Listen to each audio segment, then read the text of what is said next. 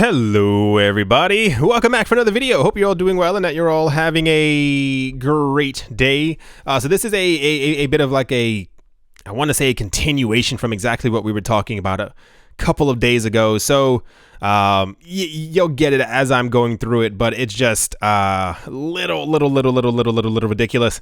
So it says Mt. Gox, a Bitcoin exchange platform, continues to linger in the minds of several investors and traders. This is mainly because of the exchange's part in Bitcoin's adoption and the hack that led to its doom.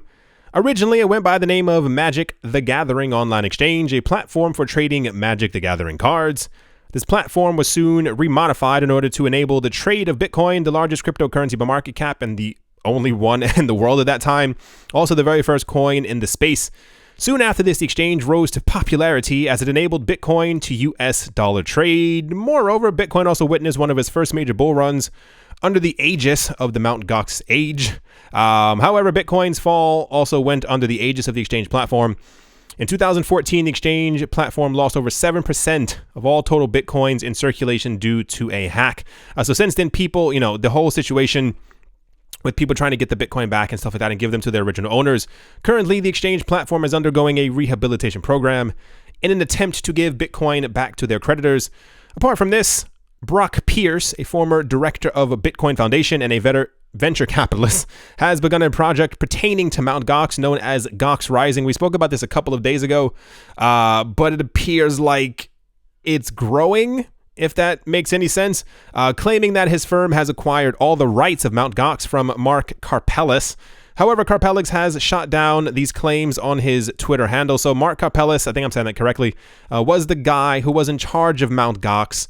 Everything went awry. He got blamed for everything. He is now, so he kind of had all the Bitcoin just on one computer, not on like 15 different computers, not on around 30, on just one of them. So it was very easy to be able to hack it, as it were. But since then, I guess even just over the last couple of week, not even weeks, people are now trying to step forward and be Superman. Recently, Jed McCaleb, who is the co-founder of Ripple and the CTO of Stellar, spoke about the infamous exchange platform in an interview with What Bitcoin Did. Apart from being a part of these leading cryptocurrency projects, McCaleb was also a key contributor to the rise of Mt. Gox, and the platform was one of Jed McCaleb's early projects in the cryptocurrency space. During the interview, McCaleb elucidated on the key challenges faced by the exchange in its early days. He said, "One main challenge with exchanges then and today still is that getting fiat, on and off the exchange, that's kind of like, wow, the roadblock for how successful you can be and how many people can put through there. It's just all how much fiat you can deposit and withdraw." Wow, okay, there's a lot of likes in there. He further said, my goodness, that's by far the main challenge, and that's not a very fun one because you're dealing with APIs of banks that are old and crappy and just random integrations to pay different payment networks and something that is just not very fun for work. So sorry, I do apologize. But you have to there were a lot of likes in those sentences. The point is, there are a lot of people in the cryptocurrency space who are believers that they are capable of reviving Mt. Gox, which is something that I think is a problem. I think this is actually going to happen whether we want it to or not, even if they have to name it Gox Dex, which I'm pretty sure someone's floating around in their head. Anyway, if Mt. Gox comes back, they better get it right because this is not something that should be revived. But to give you my opinion on what I think is actually happening, the Mt. Gox name has been a thorn in the side of the cryptocurrency space for quite a long amount of time. It's been 4 or 5 years at this point. I think that they think that they're important enough that they can revive something that has died because they have the money to do so, not realizing that they should just kind of let it be and not really come back to life. But I have a very strong feeling that by the middle of this year, once the entire fiasco is done with paying people back in their Bitcoin that they have lost and subsequently Bitcoin Cash, which they also got from the fork, maybe even some SV in there. Anyway, I would not be surprised if this ends up coming back. I hope to all goodness that no one puts their money into this. We have a lot more people who are now coming forward talking about, they think it could be a good idea. It may not be as bad as people think. Anyway, I'm going to move on this because I'm not talking English like properly because like of the stuff we just read. Next up, Malta-based cryptocurrency exchange OKEx has added 4 new crypto derivative pairs to its platform, according to a press release shared with Cointelegraph yesterday. OKEx, the third largest crypto exchange by trading volume, has announced the listing of Bitcoin Cash, Satoshi's Vision, QTUM, Dash, and Neo against Bitcoin or Tether on margin with a 3x leverage option.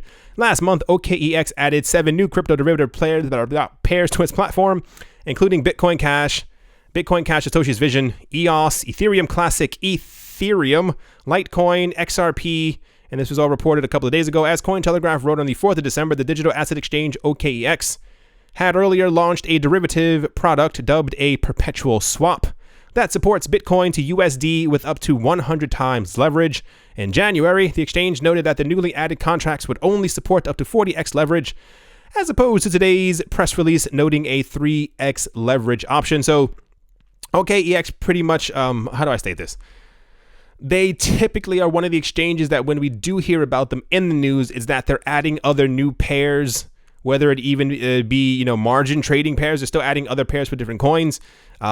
I'm desperately curious at this point to figure out exactly what impact this is all going to have on the cryptocurrency space. There have so many pairs, so many new things have been added to the cryptocurrency markets over the last 14 months that the liquidity that we should logically have when the markets go back up is just going to be incredible. I don't use OKEx myself, but I do commend them, and I mean this honestly, on adding so many things to their platform. I'm not exactly sure how popular they might be, how many people may be using them, but the amount of things that they put out there on a weekly basis, it's absolutely insane. But yeah, let's move on. Next up, the Cyprus Securities and Exchange Commission, or the CySEC, kind of cool, is calling for the transposition of the European Union's 5th Anti-Money Laundering or AML Directive, AMLD5, into national law, bringing local regulation of cryptocurrencies under its provisions. CySEC's announcement and consultation page on the matter was published yesterday. The directive, which came into force on the 9th of July 2018, sets as a new legal framework for European financial regulators to monitor crypto-related businesses and service providers in order to protect against money laundering and terrorism financing. Specifically, the directive extends. For those who want to know, I just got back into the house. Had a lot of, I think I had sugar. I don't remember. I'm little sugar-highed anyway. So thus the mistakes as I'm reading. The directive extends the scope of regulatory oversight to cryptocurrency exchanges and wallet providers, enforcing stricter transparency requirements directed at anonymous payments, whether made via exchanges or prepaid cards. EU member states must incorporate the directive into their respective national laws by the 20th of January 2020. That is, it seems far away, but it's not that far away. The point of this is that the simplest way is that everyone's gearing up for their regulations. Same time frame, same exact thing over and over. But now we have not like smaller nations. I don't really know how to really phrase it or complete the sentences that are kind of flowing through my head. We have something right now where everyone is desperately trying to get ready to make sure that everything is kind of the same, because especially within Europe, they're trying to make sure, kind of like how you have Interpol, like you have everything, can run, like all information kind of flows equally through other countries. Like you can request information, it kind of goes that way. I think they're trying to do the exact same thing in other countries, but also within the EU, as there are more than one country inside the EU. So they're trying to make sure that they have everything in check before stuff kind of goes crazy, because one of the main problems that they've been having in the States, at least, is that because of the lack of regulatory clarity, people aren't paying taxes, people aren't doing things that governments say that they should be doing, and it's because there's no real regulation. No one knows exactly who they have to send a letter to or who they have to comply with. So the EU is making sure that there is never any ambiguity and you know exactly who you have to contact. Yeah, let's move on. Breezing over this one, of course. Bitcoin's Lightning Network rode the Twitter hype train all of February due to the involvement and participation of prominent people in the crypto space, such as Changpeng Zhao and Charlie Lee, among others. The total capacity of the Lightning Network has increased to a new all-time high, because every single week there's a new all-time high, to 703 Bitcoin, worth a huge $2.75 million US. This all-time high comes from a total number of 28,000 channels that are out there right now. Press time. The number of channels on the Lightning Network has seen a 35% increase within a span of a month, while the number of nodes on the Lightning Network has gone up by 15% and is currently at 6,400 nodes. The number of active nodes was 3,300, almost half the total number of nodes. What's interesting to point out here is that the last time we spoke about it, last week, I think it was at 600 Bitcoin. This is ramping up very, very fast.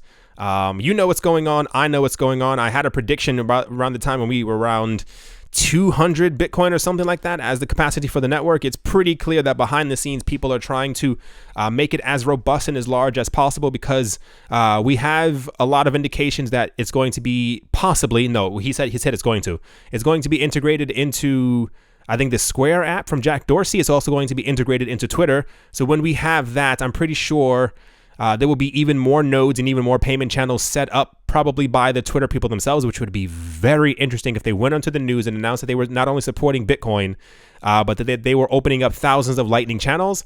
That would be kind of cool, but I'm pretty sure that it's leading up this way. But every single week, Lightning Network is in the news. And I mean, from here, it's probably only going to get a lot bigger. Yeah, let's move on. Kind of a weird and a cool one at the same time. Samsung's next smartphone, known as the Galaxy S10, will support cryptocurrencies, as well as the popular Bitcoin and Ethereum options. One surprise, though, is that you will be able to store something called Cosmo Coin on the phone. According to reports from the Associated Press, Cosmo Coin is the first partner of the new initiative, and it will be the first of the companies to have the decentralized applications on this phone's native crypto wallet. Cosmo Chain is a new decentralized and blockchain-based app that is mostly focused on the beauty industry. The goal of the app is to encourage the creation of content that can help people to take care of their skin and to offer rewards for the content creators. The system will allow the customers, to review many different beauty products as well.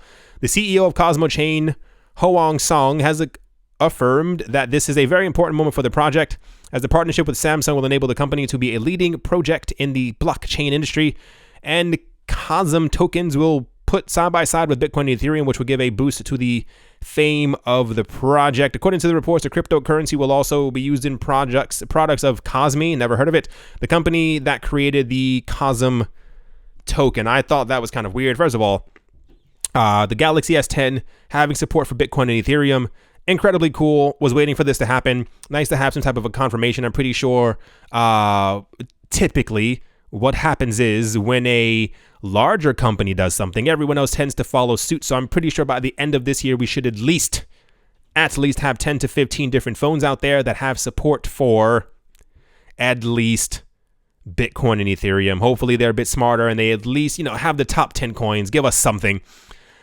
But I thought that Cosmo Coin was kind of a interesting choice. Typically what we see happening, and here's what I find the most interesting, is that for some reason a lot of people don't realize that when a company announces something like this, they're like, oh, that sounds really cool, we should get this coin, it sounds really fantastic. They were probably, I don't know for certain, they were probably paid by these people to imagine how much money you have to give Samsung in order to have your phone, or rather to have your coin on their next smartphone alongside the names of Bitcoin and Ethereum. Like I said, I don't know if this is certain, but one can only assume, as this is business, money probably went into that transaction. I have my own thoughts about stuff like this. Like, to be honest, I guess, because why not at this point? If you've been with this channel for a long time, sometimes I don't really, not that I don't care, it's just I don't not care.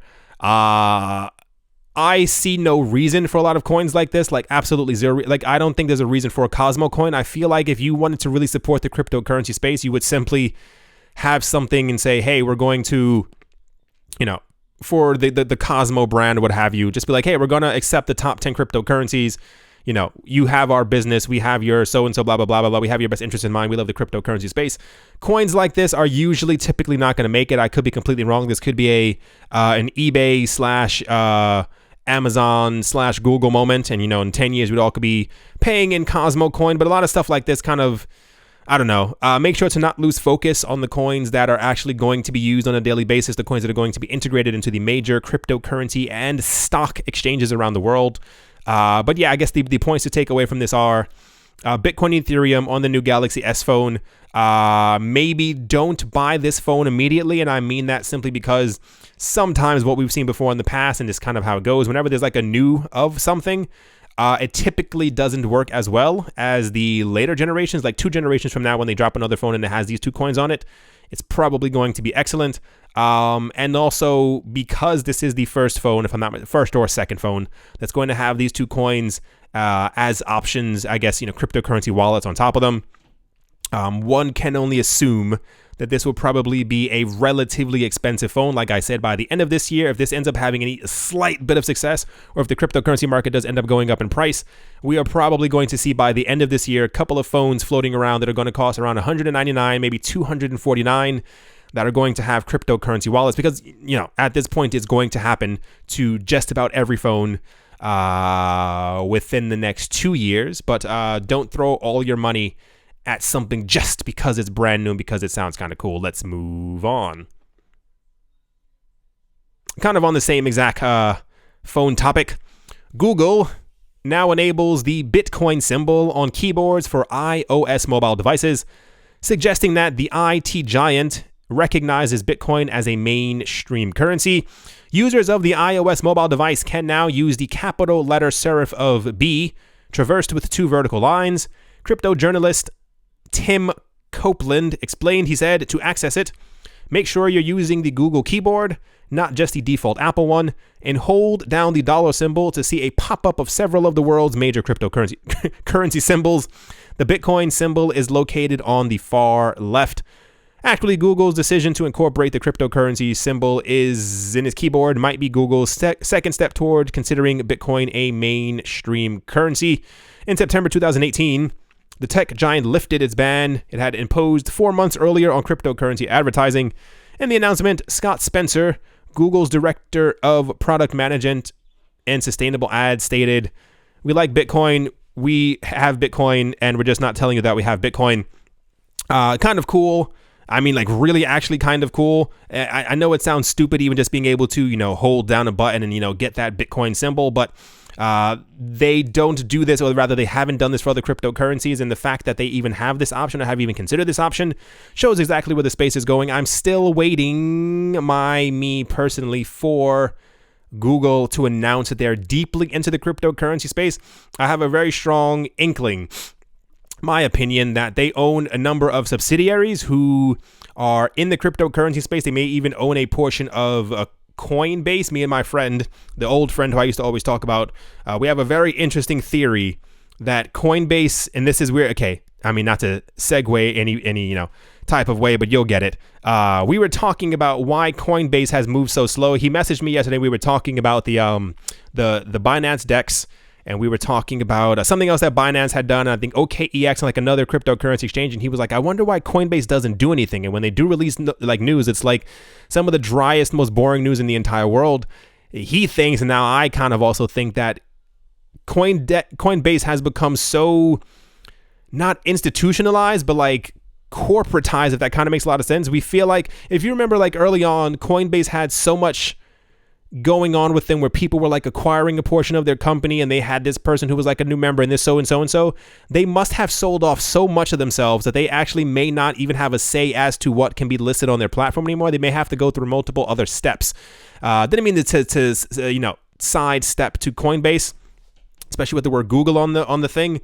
But the point is, I'm pretty sure that Google may even have a hand in Coinbase as well, because a lot of other players seem to be, if you've been paying attention, a lot of the bigger names are buying up very small companies. You don't know the name, you don't recognize the names, but they have to do with cryptocurrencies. They have to do with the tokenization of securities. They have to do with all these other little, cryptocurrency exchanges, and we do this and we do that and we blockchain and we so and so.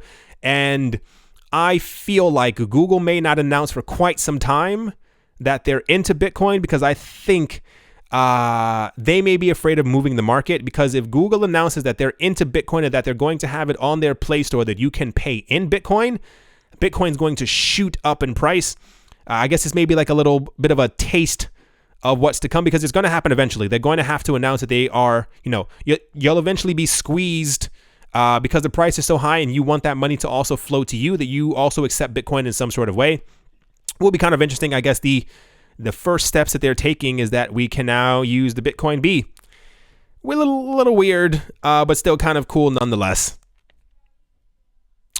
To kind of finish things off, there's some news about the Enterprise Ethereum Alliance. It says the Enterprise Ethereum Alliance has a robust membership, and the association creates world-class enterprise Ethereum client specifications and testing and certification programs that ensure interoperability, multiple vendors of choice, and lower costs for all registered members. The point of the Ethereum Alliance overall is that these are a whole bunch of companies who have announced that they are going to be using the Ethereum platform to build stuff on top of, or who are there to help with the scalability and or mainstream adoption of the Ethereum project. And it's now like 400 or 500 companies. Is actually kind of crazy.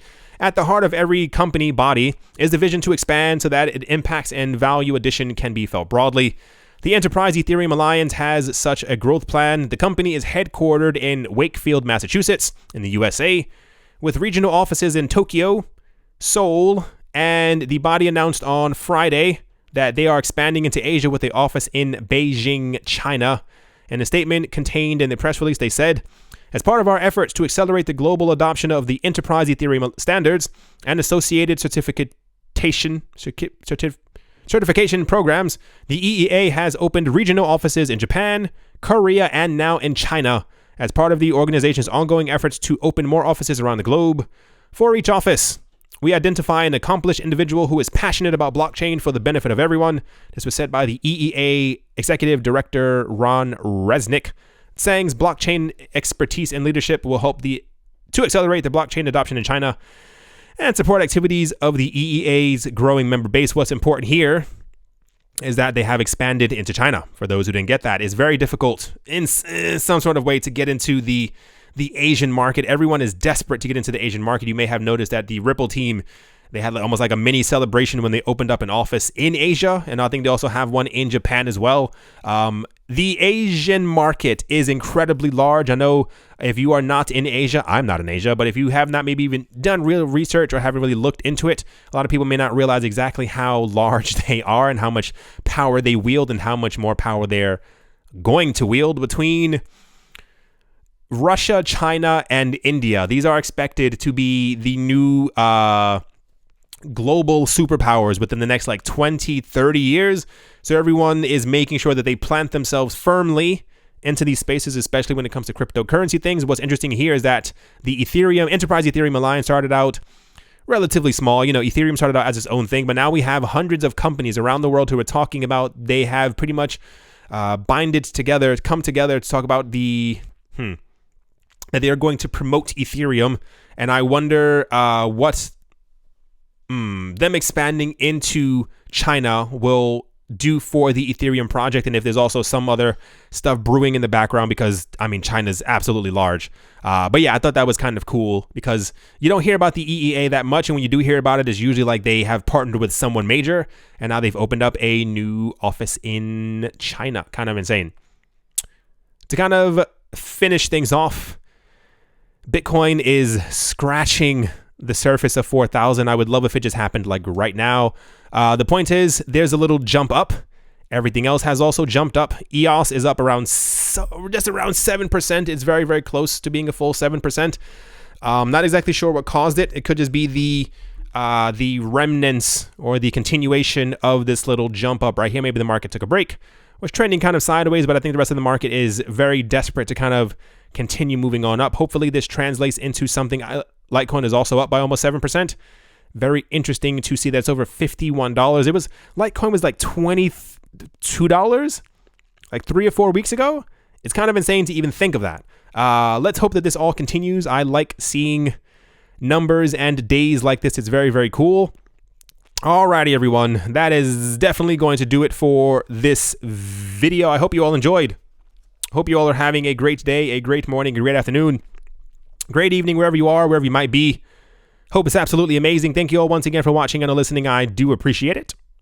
And as always, a very special thank you to my Patreon supporters. They are Zoltar2, singer, songwriter Mike Savitz, Nick Kanaya, Anthony Charles, Yasha Harari, Gordon Nikic, Travis Haynes, Nick Mangialavori, Professor Wally from Gunbot University, Arthur Yaku, L. Doug, Brady Nields, Rai, Gil, Boa Snake, and Vlad the Impaler. Thank you all very, very much for your generosity. I do appreciate it. And yeah, I'll talk to you all soon. See you.